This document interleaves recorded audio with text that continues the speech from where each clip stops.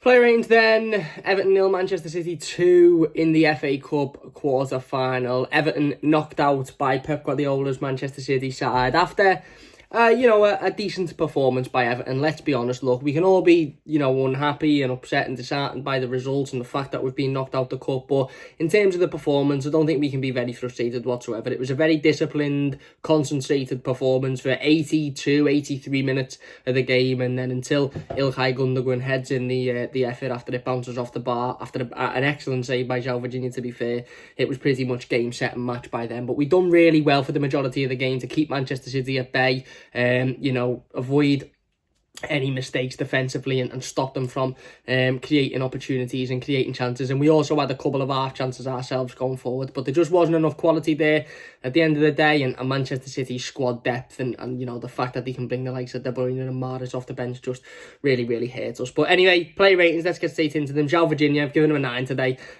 Some would probably give him a 10. I wouldn't be against giving him a 10 whatsoever. I thought he was absolutely brilliant. Absolutely brilliant. Don't think he's at fault for either goal. In fact, he makes an absolutely exceptional save from Laporte's original effort to tip it onto the bar, and then obviously it bounces off the bar and Gundogan's left sort of on his own to head in. But he makes an excellent save in that situation. He made a brilliant fingertip save to Danny Sterling earlier on in the game. He done everything he needed to do well in terms of the simplistic bits, the catching, the getting down and stopping the likes of Phil Foden's efforts, which they weren't unbelievable efforts, they weren't unbelievable saves, but they were the simple things that he had to do right, and he done everything he had to do right, and he made 2 or 3 absolutely exceptional saves as well. So João Virginia's getting a 9. A lot of pressure coming into this game on the lad. A lot of us sort of took a massive deep breath yesterday when Carlo Ancelotti confirmed that Robin Olsen wasn't going to be available and it would be João Virginia who stepped in. But Carlo said before the game, look, João Virginia's got a lot of quality. Yes, he's inexperienced, but he's got a lot of quality. He's a very good goalkeeper, and he showed today that he is. I mean, that was Manchester City. That wasn't your average Premier League side. That was the best side in the country. Carlos just said on his interview after the game, that's the best team in the world at the moment, and he put in a really, really solid performance. So he's getting a 9. Couldn't do anything for the second goal either. We were forced to play forward, and Kevin De Bruyne just does what he does and fires it into the back of the net. Luca Dean, I've given him an 8. Again, I thought he defended quite well today. Got forward on a couple of occasions as well. Still not the usual Luca Dean that we know and love of throwing those balls in. We still love him, don't get me wrong, but not the attacking style of performance that we're craving to see from Luca Dean. That's what we're so used to. Luca Dean getting forward and throwing those left-footed balls into Dominic Calvert-Lewin and Richarlison and creating those opportunities. Look, he couldn't do that today, and that's understandable. We were coming up against the Manchester City side, and the tactic and the style and the formation was always going to be quite defensive. It was always going to be, hold back, defend, and just avoid them, try and avoid making any mistakes and conceding goals and hit them on the counter. And every time we did it on the counter, it was Gomez, it was Alan, it was Calvert-Lewin, it was Richarlison, it was Sigurdsson. It wasn't really Luca Dean. To be fair, he wasn't really involved in that counter-attacking style when we hit them on the break. So can't really complain too much about his forward play. Defensively, I thought he was quite solid, so he's getting an 8. Ben Godfrey's getting a 9 today. Again, another absolutely exceptional performance. Look, I know you could say he's at fault for the De Bruyne goal and he falls over too easy, but at that point in the game, it was 1-0. It was all or nothing for us, and he got beaten by a player who's probably within the top 2 or 3 in world football. But for the rest of the game, up to that point, he was absolutely exceptional. From his acceleration, Ben Godfrey has got to be one of the fastest Everton players I've ever seen in my lifetime. That lad's acceleration is faster than any I've seen him come up against. And bearing in mind, this lad's come up against every team in the Premier League, and I've not found one player that can match him in terms of when he puts that foot on the gas, nobody can get anywhere near him. And he showed that on a couple of times today. Defensively, he was very good as well. Every time that ball come into the box, he was there to get it out. Heading wise, he done really well. He made a couple of fantastic sliding challenges as well in the right areas, and he was just overall a very, very, very solid it was a very, very solid defensive performance from Ben Godfrey. And in a game like this, when, the tactic and the style in which we were going to play was always going to be very defensive-minded and focus on, stopping Manchester City from getting forward and stopping Manchester City from creating, it was always going to be absolutely vitally important that players like Ben Godfrey put in those level of performances where you're thinking, that's absolutely exceptional today. And again, someone might give Ben a 10, and I wouldn't disagree with that either, but he's getting a 9 for me. Yerry Mina's getting an 8.5, very, very similar. similar to Ben Godfrey. A really, really solid defensive performance by Yerry Mina, from diving headers to deny balls coming in to crossing, clearances with his feet. He was just very, very solid today. One maybe minor criticism I'd have is for the second goal, where the Everton players are claiming for a high foot, and Yerry Mina he heads it, and Mahrez has his foot probably chest height. I don't think it is a high foot, but I think Mina just heads it a little bit clumsily instead of, getting it away. He heads it right back into the path of Manchester City. But other than that, I think he was absolutely brilliant today. Absolutely brilliant in terms of defending. He was very, very solid. And look, again, maybe you could criticise him for the first goal as well. Maybe you could say he should be one of 2 or 3 players that are marking Gundogan. I mean, Gundogan was on his own. It was sort of similar to, the game at Goodison Park against Manchester City in the league a few weeks back, where it got to a point in the game, 70, 80 minutes, and I think our concentration and maybe a little bit of energy we were just lacking there, and they just had that to go on and find those pockets of space, and Gundogan was left on his own. But I thought Yerry Mina was very solid today, so he's getting an 8.5. Mason Holgate's getting a 7.5, again, a much better performance from him today than what he usually does. Obviously, he come off after the initial goal, after the first goal, for Alex Iwobi to come on and add a little bit more of an attacking style. But I thought Mason was solid today. Again, it was a better performance than what he's been putting in recently. Didn't see an awful lot of the ball, but when he did, he got it out. I think one thing I'd say with Mason, which I think is sort of lowered his mark a little bit, is this was always going to be a game that we knew Manchester City were going to have 80% possession, and we knew Manchester City were going to constantly have the ball and constantly get at us and constantly create opportunities. It was always going to be like that. We were always going to come out of this game second best on every single stat. But ultimately, it didn't matter. It only mattered, at the end of the game, what the result was. And I know, okay, we've lost today, but there was a couple of times, it was a number of times actually, and I said this said it in a couple of games this season, where we come up against these teams that have 80-90% of the ball and are constantly coming at us. And the times that we have the ball, I just don't think we're good enough with it. I think we give it away far too much. I think we just lump it forward. We almost as if we say, right, we haven't touched the ball for 20 minutes and we get it, and then we just go, right, you have it again now, you come at us again. It shouldn't. We should be much, much better than that. If we're going to come up against an opposition that are going to have 85% possession and that are going to continuously hold the ball for 10, 15, 20 minute spells here and there, then the times that we do have the ball, the times that we are giving it back, we can't just be lumping it back up and giving it straight back to them and going, right, you come on us again now, you've lost it there, so we'll give you it straight back. We need to be a lot better with the ball when, especially, like I said, when Manchester City were giving it back to us. I think Mason Holgate was a culprit on a couple of occasions. He was just sort of, he couldn't find the pass, so he was lumping it forward. And I think you look at that performance by Mason and when in which he done that a couple of times. And don't get me wrong, he wasn't poor today. It was just a couple of things that I picked up on. You look at that and you compare that to Dominic Calvert-Lewin when he gets the ball and there isn't a pass on. He won't just lump it forward. He won't just hit it. He'll hold the ball up. He'll play it off a City player for a throw-in. He'll win a foul. He'll keep hold of it. He'll make sure he keeps it until another Everton player comes and can collect it off him. And that's the sort of...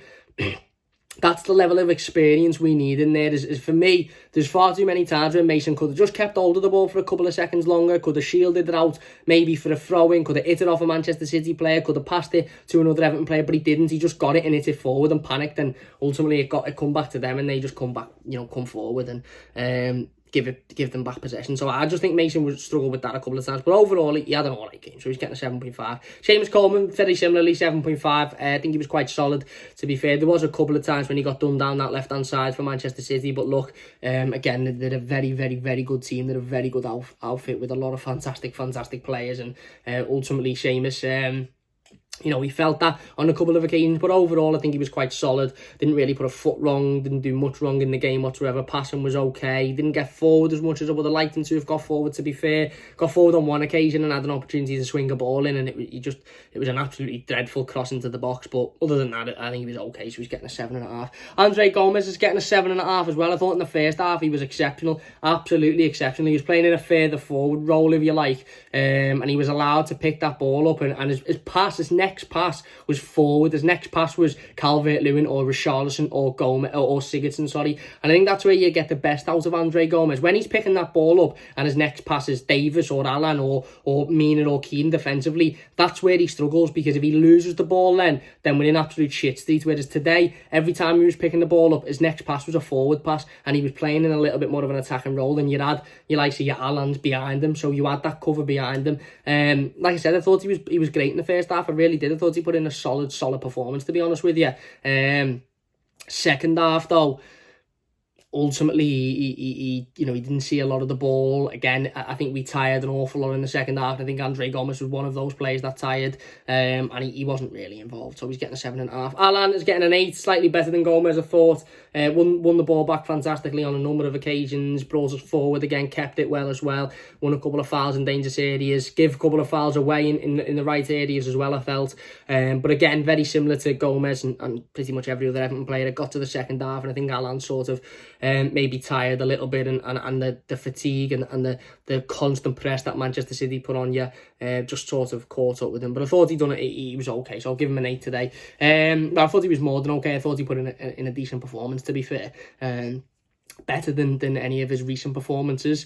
It's just a case of that. He probably could have done better, to be fair, for the Gundogan goal. He probably could have been a little bit quicker to mark him, but it is what it is. Godfrey Sigurdsson, I've given him a 7. Again, not a particularly bad performance by Gylfi. He had to do an awful lot of his work defensively. You probably sit there and think, what did he do? Did he even touch the ball? Did he get involved? And look, if I wasn't proud of that performance, I'd probably say, and I'm not saying I'm proud to lose, by the way. Before anyone says in the comments, Cam, you're proud to lose, you're proud to get beat. I'm not proud to lose, but I can accept that Manchester City are on another planet to Everton at the moment. I can accept that their squad is just on another dimension to our squad, and I can accept that performance for 85 minutes was very, very good. Yes, we come undone in the end. Yes, their quality showed in the end, but you know what? You can't be too disheartened about that.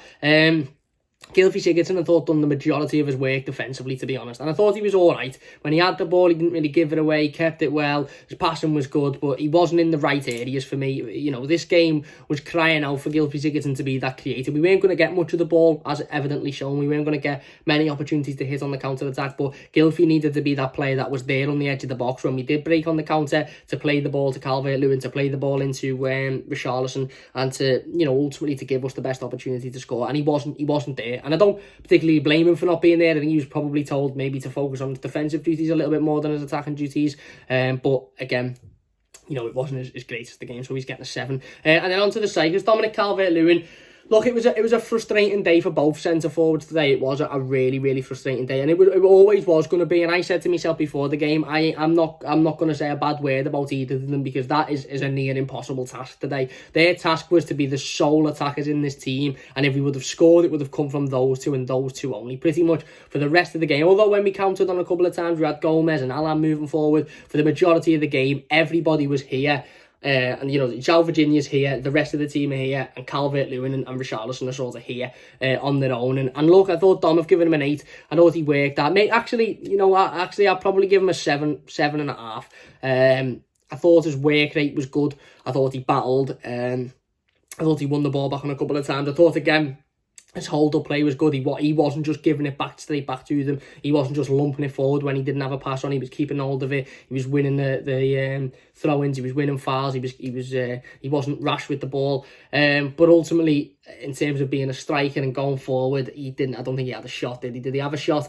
And that's the disappointing thing, is you look at this game and you think work rate was there, effort was there, his overall hold-up play was very good, but he's a striker. And look, I don't particularly blame him for not getting those opportunities to score, because ultimately, there wasn't that creativity there for him, but it was disappointing. So I'm going to give him a 7.5. And then Richarlison, I've given him a 7.5 as well. Quite similarly, on his own for the majority of the game. Battled really, really hard. Defensively, I thought both strikers defensively were brilliant, by the way. When they had to defend the corners, when they had to get back and help, I thought they were very, very good. But again, going forward, Richarlison had the odd chance. He had, I think, maybe 1 or 2 shots which were just dragged wide, but ultimately wasn't really given many opportunities. And again, battled, worked hard, but we didn't really have much going forward, did we? And then I will be off the bench. I've given him a 6.5. didn't really come on and change the game, did he, to be fair? I mean, to be fair to Alex Iwobi, I'm not going to go into him. He come on and we had to change the game. We had to change the formation. We had to go for the game then. And as soon as we did that, Manchester City just hit you on the counter-attack and they're just a different animal. So I'm not going to go too in on Iwobi, but he didn't do anything when he come on. So he's getting a 6.5. And overall, look, frustrating, upsetting results, but performance-wise, is there too much we can say about it? I think the way in which to describe this game would be, it is what it is. They're a very good side. They're, in fact, the best side in the country. They've got a brilliant squad. And we simply haven't. We had 2 goalkeepers on the bench that I think maybe were under the age of 18 years old. We had another 3 or 4 young players here with no Premier League experience. I mean, we had Tom Davis, Michael Keane and Alex Iwobi on the bench with who have got any real first team experience. You know, none of those 3 really are going to come on and change a game in terms of scoring. Maybe Iwobi, you could say, certainly not Keane and Davis, because I'm not saying they're not good players, but they're not going to come on and score your goals. So, yeah, there you go. Look, it is what it is. We've lost. It is frustrating, it's annoying and it's disheartening because without the FA Cup and it's another season that goes by without a trophy, etc. But when you come up against a team like Man City and the size of their squad and the quality that they have, you're up against it from the off, especially with James, Decore, Pickford, Olsen, all out, and you know, even Keane, Davis, all, you know, both not fit to start. You're pretty much up against it, aren't you? But look, there you go. Let us know your thoughts in the comment section down below. If you've enjoyed it, leave a like, subscribe if you're new, and yeah, move on onwards and upwards. Now we're going to an international break, and then we pick ourselves back up and have a real fight for Europe. Now that's what we've got to do. Nothing to be so upset and disheartened about performance wise, but ultimately we have to pick ourselves up. Big thanks for watching. Leave a like if you've enjoyed, subscribe if you're new, and we'll see you soon.